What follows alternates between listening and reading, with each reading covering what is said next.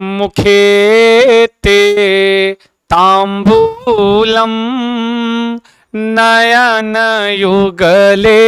Causal कलाम ललाटे काश्मीरम विलसति गले मौक्तिकलताम स्फुरत् कांची शटी पृथुकटी तटे हाटकमयीं भजामि तां गौरीं नरपति किशोरी मविरतं भजामि त्वां गौरीं नरपति किशोरी मविरतम। नमस्कार, स्वागत है आपके जाने से पहचाने से एकदम एकदम एकदम पहचानने वाले YouTube चैनल एग्जाम कोच पर। मेरे मित्रों, मेरे दोस्तों, जैसा कि आपको पता होगा कि आपने अभी तक जो कारक में जो भी पढ़ा तो आपने कर्ता कारक पढ़ लिया है, कर्म कारक पढ़ लिया है, सारे सूत्रों का अध्ययन कर लिया है। हाँ जी, अगर उतने में कोई समस्या होगी तो अपने सुझाव हमको लिख भेजिएगा उस कमेंट बॉक्स में जहां पे वीडियो आप देख रहे हैं, जहां पे वीडियो चल रही है।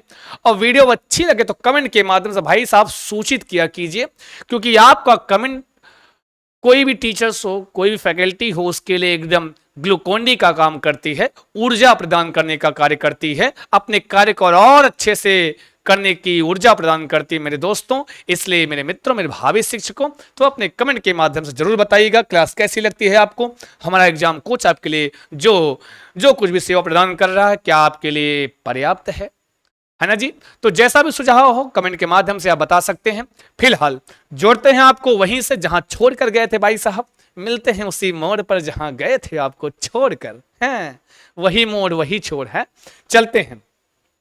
आपने जब कर्ता पढ़ लिया, कर्म पढ़ लिया, चलते हैं पढ़ते हैं। आज कौन सा आता है तीसरे नंबर पे भाई साहब? बोलो बोलो, कौन सा आता है? आता है करण कारक। कौन सा आता है? करण कारक आता है। चलो देखते हैं उस करण में कैसा करण लगा है भाई साहब। चलो चलो चलो चलो, आ जाओ आ जाओ। कौन सा कारक? करण कारक। करण कारक। और करण कारक में विभक्ति कौन सी होती है? करण कारक में विभक्ति कौन सी होती है? तो कहते हैं तृतीया। कौन सी? तृतीया विभक्ति होती है। अस्तु, कौन सी होती है? तृतीया होती है। और जब तृतीया विभक्ति करने वाला सूत्र कौन सा होता है? कौन सा होता है? कौन सा होता है? तो कहते हैं क्या? गजब का कहते हैं। कहते हैं तृतीया विभक्ति करने वाला आपका जो प्यारा प्यारा अच्छा अच्छा बढ़िया बढ़िया एकदम निक्कू निक्कू जो सूत्र होता है, वो होता है कौन सा? वो होता है आपका, वो होता है कौन सा आपका? वो होता है, बताते हैं कौन सा होता है। वो होता है आपका आपका आपका आपका आपका कर्तृकरणयोस् तृतीया। क्या होता है? मैं लिख देता हूं। क्या? कर्तृकरणयो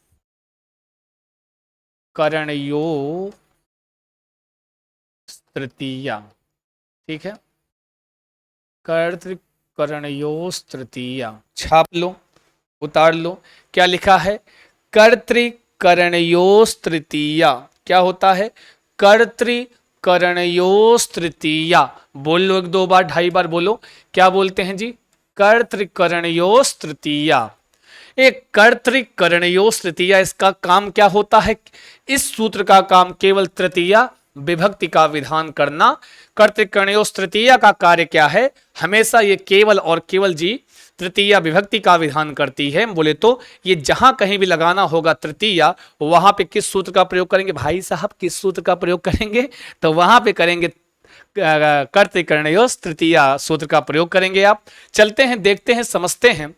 जहां जहां करण कारक होगा वहां वहां तृतीया विभक्ति होगी, और जहां बात आएगी तृतीया विभक्ति लगाने की, वहां सूत्र कौन सा लगेगा? वहां सूत्र लगेगा आपका कर्तृकरणयोस् तृतीया। समझ में आया? चलते हैं, देखते हैं। अब एक सूत्र लिखते हैं। सूत्र आता है करण कारक वाला। भाई साहब कौन सा वाला? करण कारक वाला सूत्र। कहते हैं क्या? कहते हैं यही। यही जो नहीं कहना चाहिए था वही तो हम कह देते हैं। कहते हैं भाई साहब कि क्या क्या क्या कहते हैं आपका साधक तमम करणम। क्या बोलते हैं? साधक साधक तमम करणम। क्या बोलते हैं? साधक तमम करणम। बोलो बोलो बोलो। अरे बहुत ही जरूरी सूत्र है। बोलो क्या है? साधक तमम करणम। बोलो बोलो। साधक तमम करणम। और एक बार बोलो। साधक तमम करणम। कौन सा करणम? साधक तम करणम। फिर से बोल दो एक बार। साधक तमम करणम। क्या करता है? ये करण कारक करने वाला सूत्र है। कौन सा? साधक तमम करणम। आपने पढ़ा था द्वितीय में या कर्म कारक में कर्तुरीप्सित तमम कर्म। यहां पढ़ते हैं साधक तमम करणम। एक होता है साधक, एक होता है साधक तम। एक होता है साधक और एक होता है क्या क्या क्या? बोले तो बोले तो बोले तो क्या? साधक तमम। क्या होता है? साधक तमम। कैसे होता है देख लेते हैं भाई साहब। जो साधक तम हो, समझ में आया क्या होता है? जो साधक तम हो उसमें करण कारक होता है। कौन सा कारक होता है? करण कारक होता है। और जहां जहां करण कारक होता है वहां विभक्ति कौन सी होती है? तृतीया होती है। किस सूत्र से? कर्तृकरणयोस् तृतीया से होती है। समझ में आया? साधक तम करणम। कहते हैं जैसे कोई क्रिया है, सीधे सीधा इस सूत्र का अर्थ डेफिनेशन के तौर पर परिभाषित तौर पे समझेंगे तो कैसा होता है कि कहते हैं कि जब किसी क्रिया की सिद्धि में जो सबसे ज्यादा सहायक हो। किसमें भैया? कोई क्रिया होगा, क्रिया की सिद्धि में जो सबसे ज्यादा सहायक होगा, जो सबसे ज्यादा हेल्प करेगा किसी क्रिया की सिद्धि में, उसी में क्या लगाना है? उसी में करण कारक लगाना है। और जहां पे होगा करण कारक वहां विभक्ति कौन सी होगी? वहां होगी आपकी तृतीया विभक्ति। किस सूत्र से होगी? वो होगी कर्तृकरणयोस् तृतीया से होगी। किससे होगी भाई साहब? ये लिखा है कर्तृकरणयोस् तृतीया से होगी। जैसे कहते हैं हम कलम से लिखते हैं तो जो लिखने नामक क्रिया हो रही है, उस लिखने नामक क्रिया की सिद्धि में सबसे ज्यादा हेल्प कौन कर रही है? आपकी कलम है, आपकी पेन। समझ में आया? हम क्या क्या क्या क्या क्या हम जल से नहाते हैं तो किससे नहाते हैं? नहाने नामक क्रिया की सिद्धि में सबसे ज्यादा सहायक कौन हो रहा है? तो जल हो रहा है। कौन हो रहा है भाई साहब? वो आपका जल हो रहा है। चलिए एक उदाहरण के माध्यम से देखते हैं देखते हैं देखते हैं, समझते हैं, पहचानते हैं वो कौन सा है। तो कहते हैं सह सह सह सह सह सह। अपना नाम लिखो। सह की जगह अपना नाम छापो, अपना नाम लिखो। क्या लिखेंगे? सह जलेन जलेन स्नानम करोति। वह जल से स्नान करता है। सह अपना नाम लिख लेना भाई साहब। इस सह मैं इसलिए लिख देता हूं, ये सर्वनाम है, किसी का नाम हो जाता है। लेकिन जितने लोग एक टकटकी लगा के देख रहे हो वीडियो को, सारे लोग सह की जगह अपना नाम लिखना। क्या लिखना? जो भी राम, महेश, सुरेश, गणेश, महेश, मीनाक्षी है, जो भी हो तो वही लिखना है। सह जलेन स्नानम करोति। रमेशः जलेन स्नानम करोति। वह जल से स्नान करता है। भाई साहब ये वाक्य पढ़ो, वाक्य पढ़ो और बताओ यहां की क्रिया की सिद्धि में सबसे ज्यादा सहायक कौन साबित हो रहा है? कहोगे नहीं नहीं हम तो शैंपू से स्नान करते हैं। और तो छोड़ो, कहेंगे हम डब से स्नान करते हैं। और वह छोड़ो, और एक ठू हम और सुने भाई साहब। आपने सुना है कि नहीं सुना है? अब नहीं बताएंगे। कहते हैं बॉडी वॉशिंग। ये पता नहीं कौन सा वाश होता है भाई साहब, हम सुनने में आया तो सोचा हम भी जाके पूछेंगे, अभी तक पूछे नहीं हैं। बॉडी वॉशिंग कहते हैं सह बॉडी वॉशिंग स्नानम करोति है। सह और को ये कौन रूप मंत्रा, कौन मंत्रा है? फेस वॉशिंग स्नानम करोति। गजब की बात भाई साहब। कौनो फेस वॉश लगा लो, कौनो डब पियर्स लगा लो, है कौनो ला लो, क्या बोलते हैं भाई साहब? बॉडी वॉश कोइनो ला लो, लेकिन जब तक जल नहीं आएगा, समझ लो जब इतने शौक है तो एक दिन शैम्पू लगा के बैठ जाओ कि हम डब से स्नान कर लिए हैं, डब लगा के बैठ जाओ। तो स्नान हो जाएगा भाई साहब? नहीं, जब तक जल आपके ऊपर नहीं पड़ेगा तब तक आप स्नान नहीं कर पाएंगे। इसीलिए हालांकि हम अकॉर्डिंग टू सेंटेंस देखते हैं कि उस सेंटेंस में जो क्रिया हो रही है उसकी सिद्धि किससे हो रही है। जैसे लिखा है सह जलेन स्नानम करोति, वह जल से स्नान करता है, तो यहां क्रिया कौन सी हो रही है? स्नान करने की क्रिया हो रही है। और स्नान करने की क्रिया में यहां पर सबसे ज्यादा सहायक कौन सिद्ध हो रहा है? तब आप यही तो बताओगे। आप कहोगे मगेन है, हाँ मग से स्नान कर, नहीं, कुछ नहीं, वो सब साधक हैं, साधक तम नहीं है। मैंने कहा एक होता है साधक, एक होता है साधक तम। आप शैम्पू लगा रहे हो, पियर्स लगा रहे हो, बॉडी वॉश लगा रहे हो, अरे और सुने लूफा, हम तो ना जाना हमें, किंतु कुछ छात्र हमको बताए कि सर लूफा भी होता है, हम लूफा से नहाते हैं। हम होता क्या है भगवान जाने। तो लूफेन स्नानम करोति, है ना, अब होता होगा कुछ, लेकिन नहीं, वो लूफा उफा कुछ नहीं। यहां पर क्या है, सब साधक हैं, लेकिन साधक तम कौन है? जल है। समझ में आया? तो कहते हैं यहां स्नान करने की क्रिया में सबसे ज्यादा जो सहायक हो रहा है वही क्या है? जो साधक तम है। कौन है यहां पर? जल है। कौन है? जल है। तो ये सुत साधक तमम कर्णम कहता है, जब किसी क्रिया की सिद्धि में जो सबसे ज्यादा हेल्प करे, जो सबसे ज्यादा सहायक सिद्ध हो, उसी में लगाना है। कौन सा कारक? बोलो बोलो बोलो, मुंह को खोलो, कुछ तो बोलो। करण कारक लगाना है। यहां जल सहायक सिद्ध हो रहा है सबसे ज्यादा, तो इसमें लगाना है करण कारक। और जहां होता है करण कारक, आपने पढ़ा तो वहां पे हमेशा लगाते हैं तृतीया विभक्ति। किस सूत्र से? कर्तृकरणयोस् तृतीया सूत्र से। समझ में आया? तो यहां पे जल शब्द होता है, समझ में आया? जब यहां करण कारक लग गया तो विभक्ति लग गई तृतीया, तो जल से बन गया जलेन स्नानम करोति। आई बात गई समझ में भाई साहब? समझे कि नहीं समझे? सहजलेन स्नान पूछेगा उपरयुक्त उदाहरण के किस पद में करण कारक हुआ है? किस पद में करण कारक हुआ है? तो बताओ बताओ किस पद में हुआ है? तो कहोगे जलेन पद में हुआ है। उपरयुक्त उदाहरण के रेखांकित पद में विभक्ति कौन सी है? तृतीया। उपर्युक्त रेखांकित पद में कारक कौन सा है? करण। उपर्युक्त रेखांकित पद में करण कारक किस सूत्र से है? तो बोलो बोलो बोलो, मुंह को खोलो, साधक तमम करणम। आए बात समझ में? चलो अब इस सूत्र को डिस्कस करोगे तो ज्यादा मजा आएगा। कर्तृकर्णयोस् तृतीया को, ये जो कर्तृकर्णयोस् तृतीया लिखा है, ये क्या बोलता है? ये कहता है कि कर्ता किसमें किसमें? कहते हैं कर्तृ मतलब क्या होता है? कर्ता। कैसा कर्ता? तो कहेंगे अनुक्त कर्ता। कैसा कर्ता? अनुक्त कर्ता। ठीक है। और क्या लिखा है? कर्ता, कर्तृ, एक है करणयोः, मतलब करण कारक में। किसमें? करण में। अनुक्त कर्ता में और करण में क्या लिखा है? तृतीया। क्या होती है? तृतीया विभक्ति होती है। इस सूत्र का अर्थ यही है कि अनुक्त कर्ता में और करण में सदैव तृतीया विभक्ति होती है। ध्यान देना, कर्तृकर्णयोस् तृतीया सूत्र कहता है कि अनुक्त कर्ता में और करण कारक में सदैव तृतीया विभक्ति होती है। तो चलो देखते हैं। अब कहेंगे अनुक्त कर्ता क्या है भाई साहब? आपने कर्मवाच्य, भाववाच्य, कर्तृवाच्य पढ़ा होगा। तो जब कर्ता तृतीया विभक्ति में हो तो समझो वहां पे वो कर्ता किस स्थिति में है? वहां पे कर्ता जो है किसमें है? इसमें है, तो वो अनुक्त कर्ता है। जब कर्ता में तृतीया विभक्ति लगी रहे तो समझ जाना कि कर्ता किसमें है। तो कैसा कर्ता है? तो अनुक्त कर्ता है। अगर कर्ता में आपका क्या लगा भाई साहब? प्रथमा लगा है तो उक्त करता है, लेकिन हमको समझना अनुक्त करता। तो कह रहे हैं जब का हो, जब कर्ता में लगे तृतीया तो वो हो जाता है अनुक्त। अनुक्त कर्ता में कौन सी विभक्ति लगती है भाई? तृतीया लगती है। चलो एक उदाहरण के माध्यम से हम लोग जानते हैं, समझते हैं, पहचानते हैं।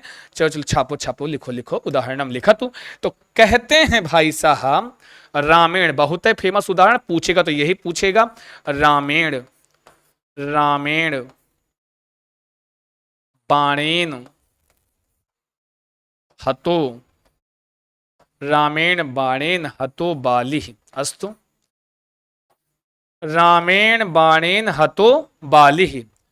फिर इसका मतलब होता है राम के द्वारा बाण से बाली को हतो, एकदम एंड बोले तो हतो मतलब मारा गया। राम के द्वारा बाण से हतो मतलब मारा किसको, बाली को। अच्छा, अब यहां कर्ता कौन है, तो कहेंगे कर्ता यहां पे राम है, ठीक है। और क्रिया कौन सी हो रही, तो हतो मतलब मारने वाली क्रिया हो रही है, एकदम जान से मारने वाली क्रिया हो रही है। किंतु आपने साधक तमम करणम में पढ़ा है, जब कोई क्रिया की सिद्धि में जो सबसे ज्यादा सहायक होगा उसी में लगाना है करण कारक। तो इसमें क्रिया हो रही है हतो मतलब मारने की, और किसके द्वारा, राम के द्वारा। तो किस से मारा जा रहा है, बाण से मारा जा रहा है। अच्छा, तो यहां पे ये हतो मतलब मारने रूपी क्रिया में सबसे ज्यादा सहायक कौन है, तो कहोगे बाण सहायक है। और जो सबसे ज्यादा सहायक होता है उसी में करण कारक लगता है, और जहां पर करण कारक होता है वहां तृतीया होती है, तो कर्त करणयों से तृतीया लगा देंगे। बाण शब्द होता है तो तृतीया लगाने क्या बन जाता है, बाणेन बन जाता है। समझ में आया। किंतु यहां कर्ता कैसा है, उक्त है कि अनुक्त है, ये तो चलो ठीक है, हो जाएगा काम। लेकिन कैसे पहचानोगे, कैसे जानोगे कि सबसे ज्यादा बाण ही सहायक है। कहोगे नहीं नहीं नहीं, अरे हम बाण निकालेंगे तो हमारा हाथ भी तो सहायक है। फिर कहोगे नहीं नहीं नहीं, अगर हम खींच के मारेंगे तो हमारी तिरिया भी तो जाएगी, और सॉरी माफ कीजिए, वो धनुष भी तो काम करेगा, उसकी प्रत्यंचा काम करेगी। लेकिन मेरे दोस्तों, मेरे भाइयों, मेरे दोस्तों में भावी शिक्षकों, क्या होगा, ये सब क्या हो साधक हो सकते हैं, साधक तम नहीं, क्योंकि क्रिया मारने वाली हो रही, जान से मारने की। कितनों धनुष निकाल लो, कितनों हाथ चला लो, जब तक बाण जाएगा नहीं और बाली को लगेगा नहीं, तब तक बाली गम्यते नहीं होंगे, बाली का देहावसान नहीं होगा भाई साहब। जब बाण जाएगा, बाण लगेगा, तभी तो बाली जाएगा, है ना जी। तो यही है, अब कितनों धनुष निकालो, कितनों हाथ चला लो, लेकिन बाली मरेगा नहीं, क्योंकि क्रिया कौन सी हो रही है, हतो मारने की। तो बाली को मारने रूपी क्रिया में सबसे ज्यादा जो सहायक हो रहा है वो यहां पे हो रहा है क्या क्या क्या, बाण। तो इसलिए बाण में लग गया, कर्तिक कर्णयोस तृतीया से बाणेन बन गया। समझ में आया। बात आई राम का, लिखा है रामेण, तो कोई दिक्कत नहीं है। यहां भी कर्त कर्णयोस तृतीया से तृतीया लगी है। कैसे लगी है, क्योंकि आपने कहा यहां कर्ता कैसा है, अनुक्त कर्ता है। कैसे पहचानोगे कि यहां कर्ता उक्त है कि अनुक्त है, पहचानना बेहद आसान। अगर यही होता राम तो होता उक्त कर्ता, और लिखा है रामेण लग गई तृतीया, तो यहां भी किस सूत्र से, कर्त कर्णयोस तृतीया से लग गई, तृतीया विभक्ति लग गई। समझ में आया, तृतीया लग गई, ठीक है। इन दोनों में तृतीया लगी है, किससे, कर्तृकर्णयोस तृतीया से। पूछेगा उपर्युक्त उदाहरण के किस पद में साधक तमम करणम सूत्र से कर्म कारक हुआ है, रामेण में कि बाणेन में। तो बताना है बाणेन में साधक तमम करणम से करण कारक हुआ है, और किस सूत्र से तृतीया हुई है, कर्तृकर्णयोस तृतीया से यहां पर तृतीया हुई है। आई बात गई समझ में।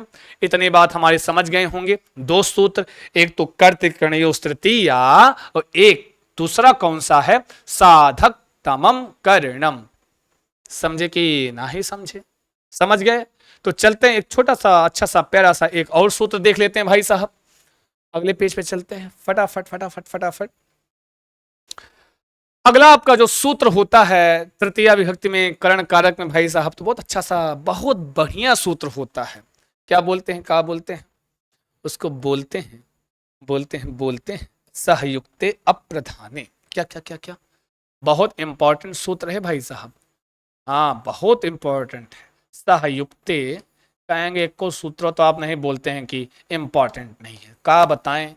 आप जब तक इंपॉर्टेंट बोलो ना, तब तक आप वाइब्रेटे नहीं होते हो, तब तक आप चाहते ही नहीं पढ़ना। सहयुक्ते अप्रधाने, बोलो बोलो बोलो, छापो छापो छापो, लिखो लिखो लिखो। सहयुक्ते अप्रधाने अस्तु, क्या है, सहयुक्ते अप्रधाने। एक बार और बोलो बोलो बोलो, तब हम लिखाएं, बताएं। सहयुक्ते अप्रधाने, यहां पर कुछ एक शब्द है, उसका मतलब पर सूत्र का अर्थ समझ लो तो, और सब तो ऑटोमेटिक होता है। यहां सह एक शब्द है, क्या, सह, क्या, सह। सह का मतलब साथ, क्या, और इसी सह से और भी है, क्या, सह, साकम, समम, सार्धम, सब का मतलब एक होता है साथ। क्या? सह, साकम, समम, सार्धम, युक्ते मतलब इन शब्दों का योग जिससे हो, है?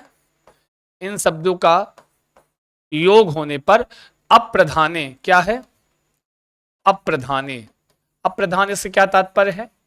ये प्रधान बीडीसी नहीं भाई साहब। अप्रधान से मतलब जो अप्रधान करता होगा। क्या होगा? जो अप्रधान करता होगा उसमें क्या लगाएंगे? करण कारक लगाएंगे, तृतीय विभक्ति लगाएंगे। सह युक्ते अप्रधाने, तीन चीजें हैं, एक है सह, एक है युक्ते, एक है अप्रधाने। सह का मतलब हो गया सह, साकम, समम, सार्धम। सह मतलब भी साथ होता है, साकम मतलब भी साथ होता है, और समम मतलब भी साथ होता है, और सार्धम मतलब भी साथ होता है। कह रहे हैं इन शब्दों का चाहे सह आए, चाहे साकम आए, चाहे समम आए, चाहे सार्धम आए, इन शब्दों का जिससे योग होगा, जिससे योग होगा वो कैसा करता होगा? वो सदैव अप्रधान करता होगा। और उसी अप्रधान कर्ता में क्या लगाना है आपको? करण कारक लगाना है। और करण कारक में विभक्ति कौन सी लगेगी? तृतीया लगेगी। समझ में आया? कह रहे हैं सह, साकम, समम, सार्धम कहीं लिखा हो और इन शब्दों का योग जिससे होगा वो कैसा करता होगा? वो अप्रधान करता होगा। और उसी अप्रधान कर्ता में फिर क्या लगाओगे? करण कारक लगाओगे। और उसी करण कारक जिसमें लगेगी उसी में तृतीया लग जाएगी, कर्तृकर्णयोस तृतीया से। आई बात? गई समझ में? चलो लिखते हैं, एक उदाहरण समझते हैं, उस उदाहरण के माध्यम से इस सूत्र को, उस सूत्र को भाई साहब समझते हैं उदाहरण के माध्यम से। उदाहरण आपका होता है क्या क्या क्या?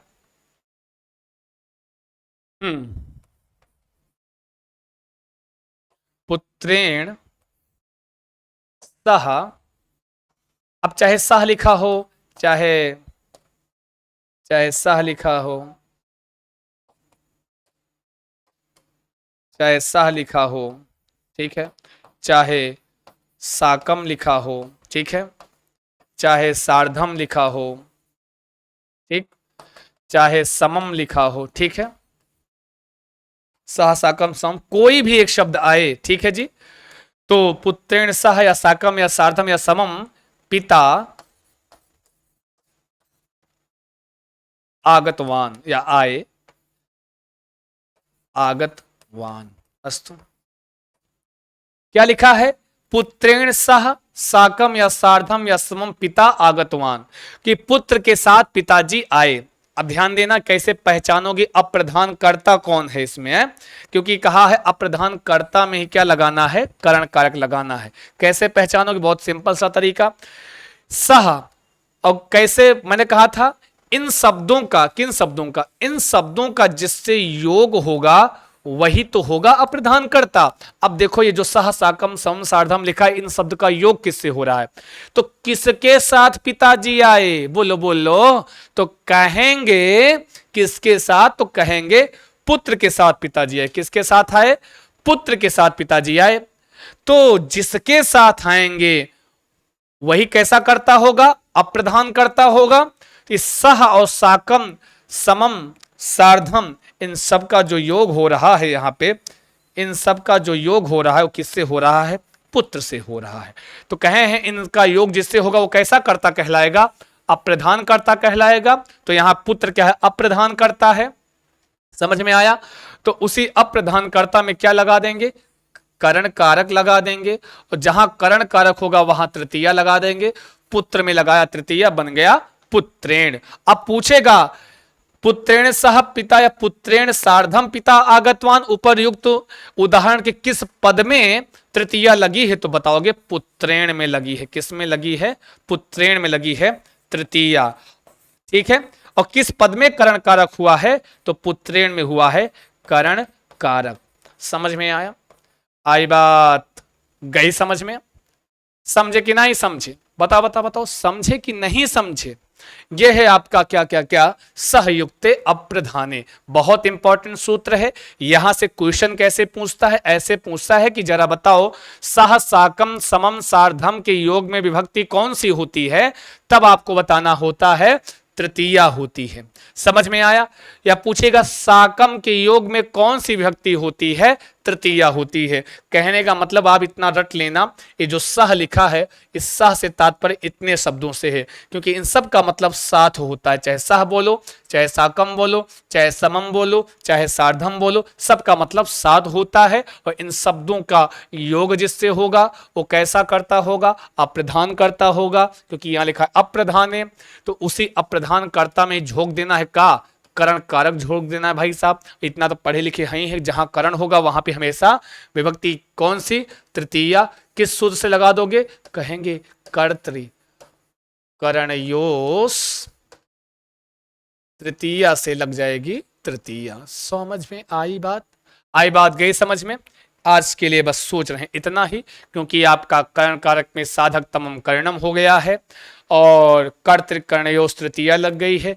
जब कभी पूछे आपके यहाँ, कभी कभी पूछ लेता है कि अनुक्त कर्ता में कौन सी विभक्ति होती है, तो अनुक्त कर्ता में मेरे दोस्तों कौन सी विभक्ति होती है? तृतीया विभक्ति होती है। समझ में आया?